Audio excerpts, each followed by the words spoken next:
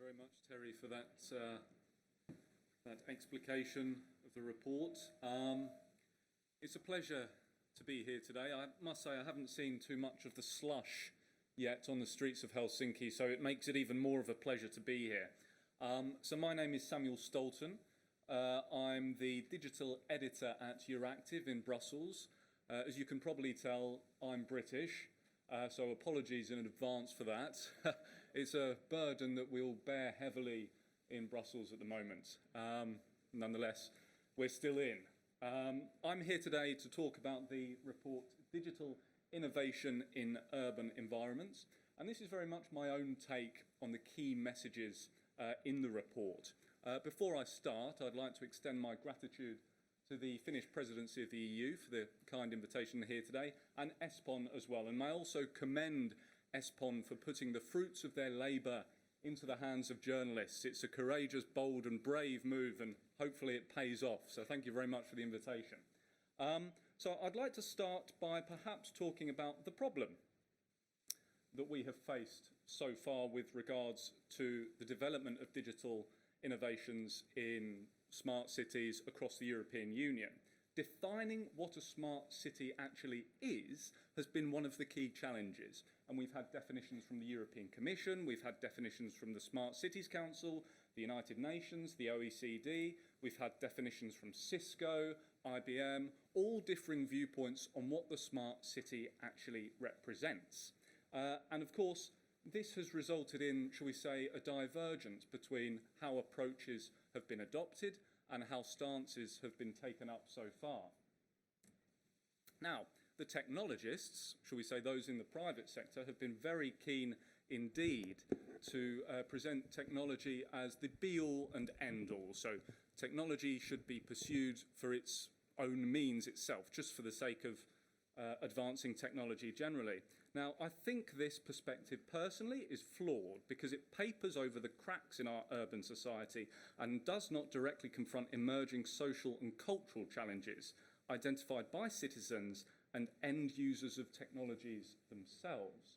So far, as has been previously highlighted, smart city initiatives have broadly been defined by technology push rather than addressing the issues of citizens. Now, of course, this isn't always the case, and there have been different approaches across the EU, and we're moving towards more of a citizen-led initiative in this regard. Of course, when our values are sidelined in the pursuit of technological advance for the sake of itself, we end up with situations where unlicensed taxi drivers are offering lifts on Uber, who would have thought it, or Airbnb driving up gentrification and pushing up costs for local indigenous communities.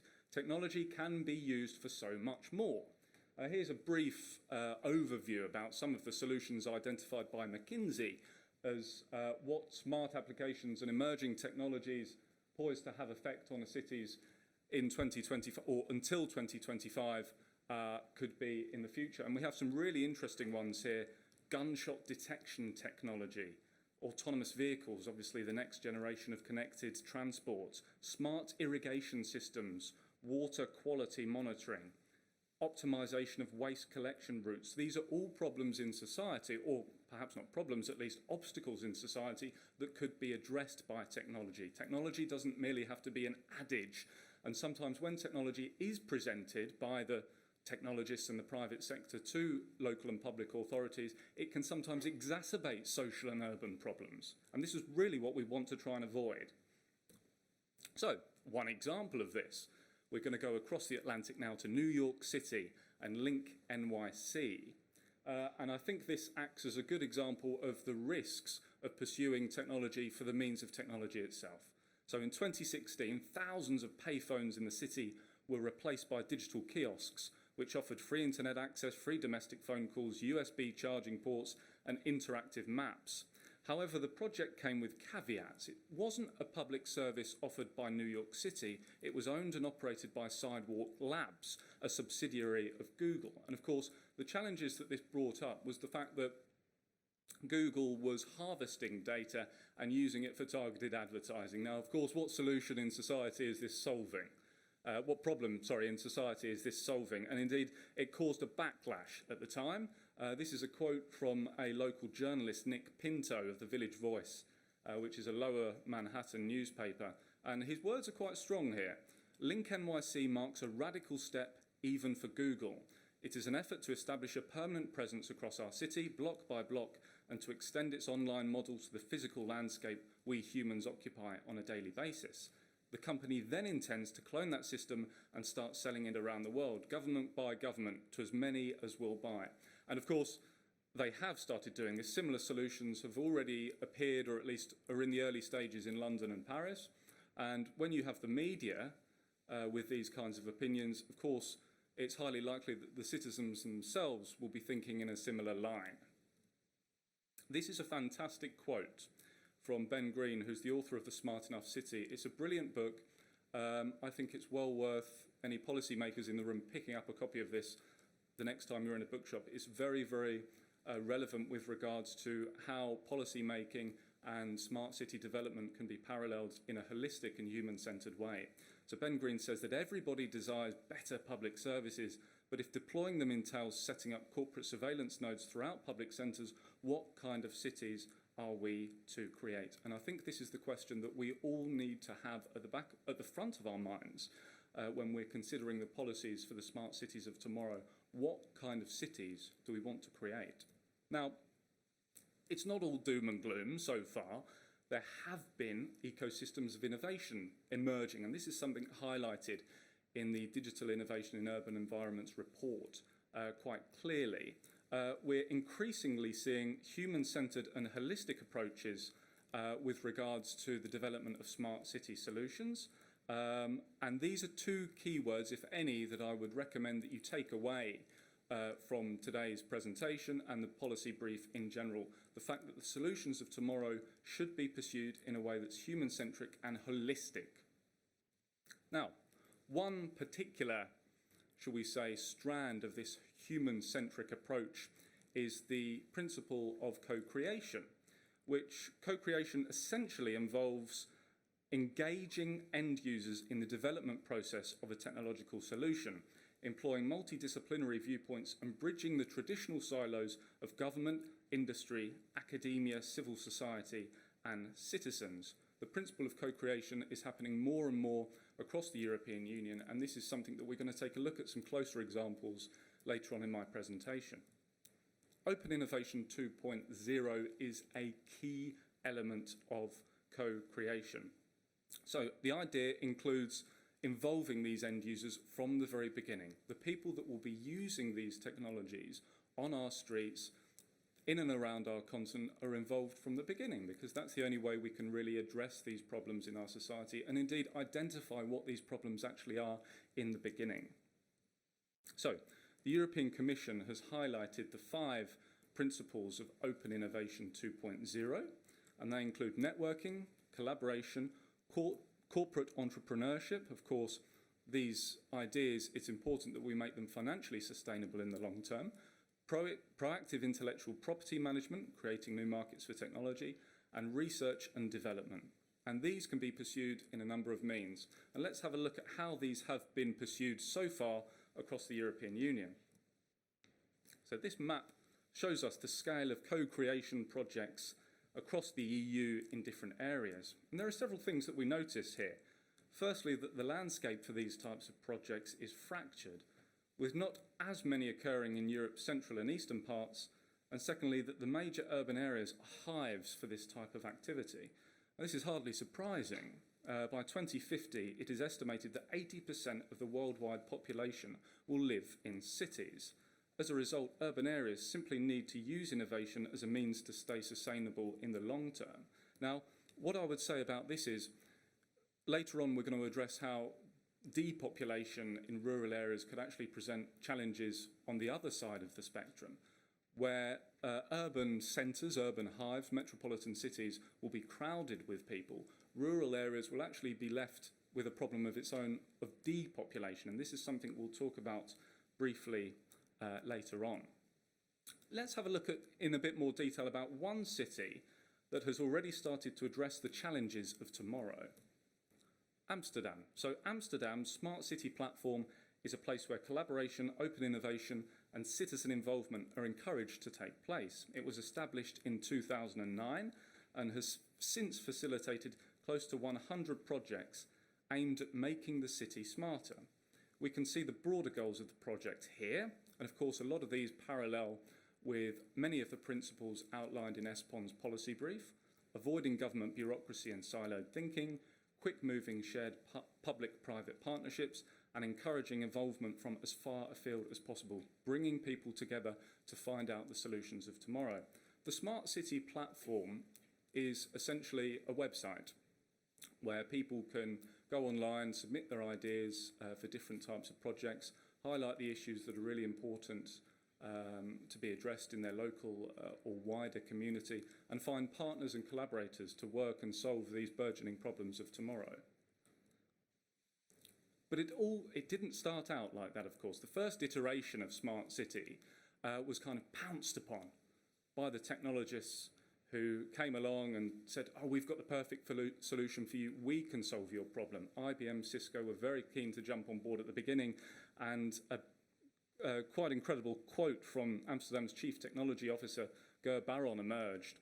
And he said, every company that comes here and tells us how it works, they're wrong because they don't have a clue how a city works. There's a big difference between how people think it works and how it works. And the key thing is today, I think, for all of us to remember, is the only people who know how a city works is the people themselves, the citizens on the ground. And to alienate themselves from the future development of smart city initiatives is a grave mistake, and one that I think we make at our peril.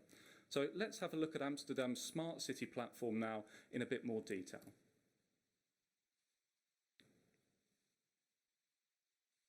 Is there sound, sorry, on the video? Residents, the municipality and knowledge institutions to develop and realize smart solutions for today's urban challenges. Today we're more connected than ever to the people and technology around us. Solar and wind energy powers our homes, while a smart app tells us when our car needs to be charged. Sometimes technology is the driving force behind innovation, sometimes it's common sense. Take a ladder, for instance. You may only need it a couple of times a year, so why not share it? The same goes for energy. If you generate more than you need, you can give your surplus to your neighbor or sell it. By working together smartly and openly share knowledge and data, we expand our horizons and are able to...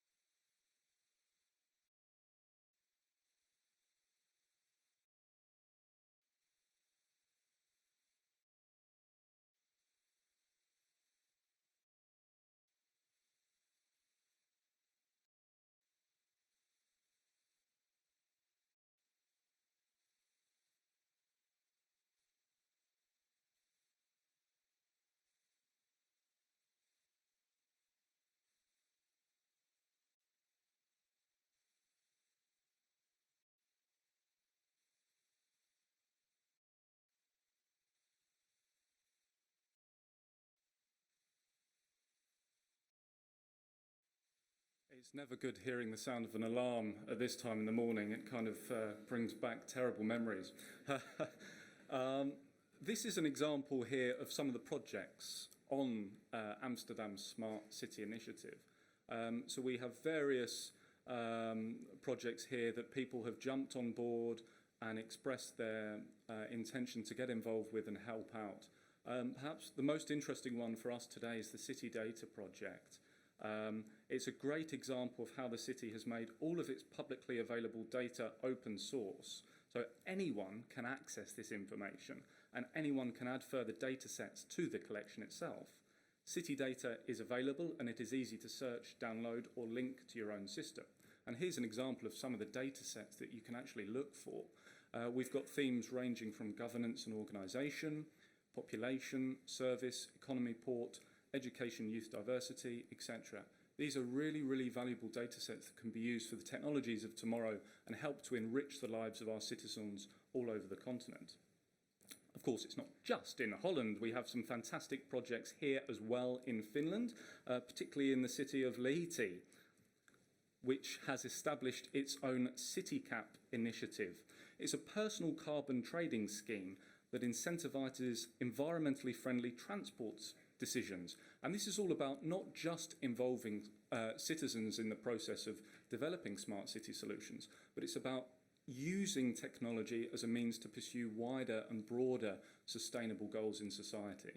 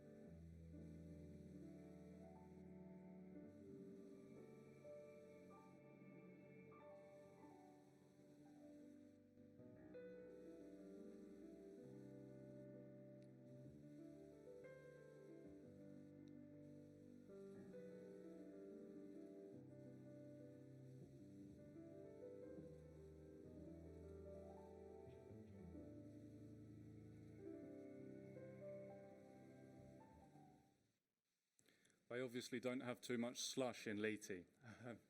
It looks like a very beautiful city. If I was here longer, I would love to visit. Unfortunately, I'm not. Dubrovnik, Croatia's Smart City 2016. So the local authorities in Dubrovnik really wanted to engage citizens in the process of developing smart city solutions. And they spoke to people and they said, what are the two most pressing issues for citizens in our city today? The citizens responded, tourists, one, and secondly, parking. More on the parking aspect. As a result of that feedback given by the citizens, the city developed smart parking sensors and built an app so that people's expectations could be managed more easily. Now, this wasn't necessarily to encourage more people to drive, but hopefully the opposite. I suppose the intended outcome was that people would check the app, see that there were no parking spaces available, then perhaps think about getting a more sustainable mode of transport into the city, maybe even possibly walking. So this is another example of perhaps how technological solutions can help sustainability while also involving the citizens from the very beginning of the development process. Other smart Dubrovnik projects include solar-powered benches where people can charge their devices, and Dubrovnik Eye, which allows citizens to report various misdemeanors or potential crimes in the city to the local authorities in a timely and efficient manner. Now, of course, all the data is public and available online, something that reflects the open data approach which underpins the Smart City programme, and also I think is important politically in terms of transparency. Now, of course, these things cost money. Around 14% of GDP of the public authorities is currently spent on procuring these types of services and products, and this is highlighted in the ESPON report. And of course, this is a rather big burden for local authorities to provide an outlay for.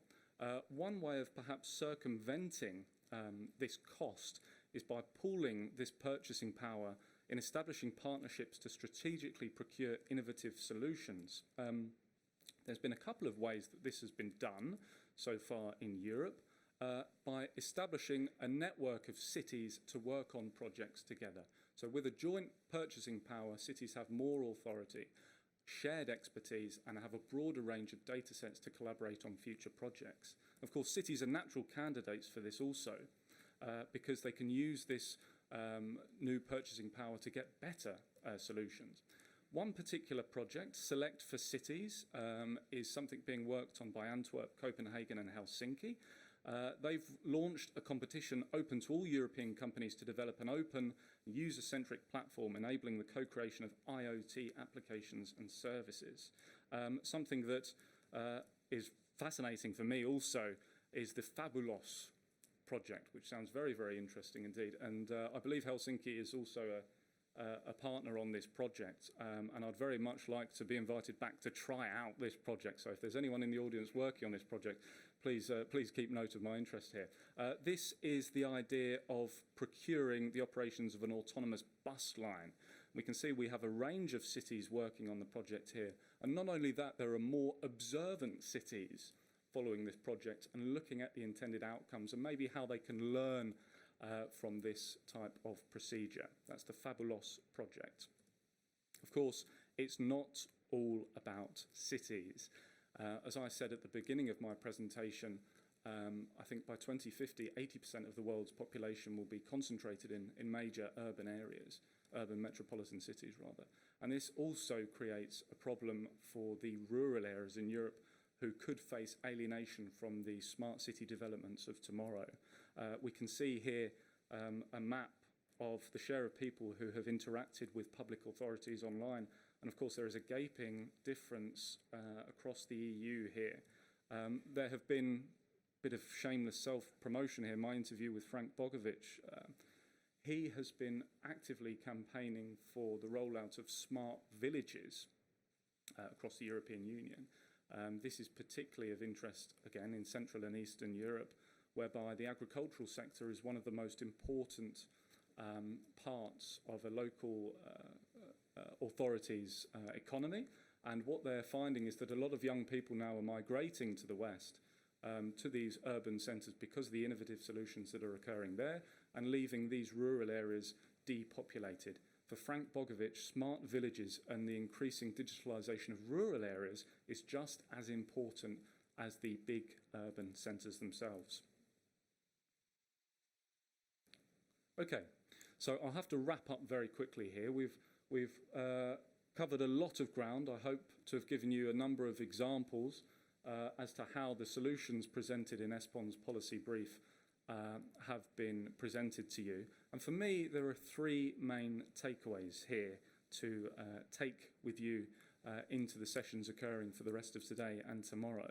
Three principles that I think we should all hold dear to ourselves: citizens, openness, and networks. The key policy messages here are about making sure that we approach the cities of tomorrow in a human-centric and a holistic way, having the confidence and leadership to ask citizens and end users to get involved from the very beginning. Projects should operate in a spirit of openness and co-creation, adopting principles such as interoperability and open data. And finally, networks of collaboration are vitally important, be they departmental, sectoral, national or international, for levying procurement power and pooling larger data sets and areas of expertise and knowledge. If you take any messages away from the next 2 days, I would hope that it's these three-columned approach that will help inform your policy making and your research with regards to Europe's future development of smart city infrastructure. Now, in preparation for this presentation, I read a lot. And I also read tens, maybe even close to 100 different definitions of what a smart city actually was. And I pained for hours over these different definitions. And there wasn't really one that paralleled very well with me. And then I came across one the other day that I thought was flexible enough and open enough to have us ready for the smart solutions of tomorrow, as well as being prepared for the urban challenges that we haven't even foreseen yet. And this definition comes from the UK Department of Business, Energy and Industrial Strategy and is as follows. The concept of the smart city is not static. There is no absolute definition of a smart city, no endpoint, but rather a process, a series of steps by which cities become more livable and resilient and hence able to respond quicker to new challenges. Thank you very much indeed.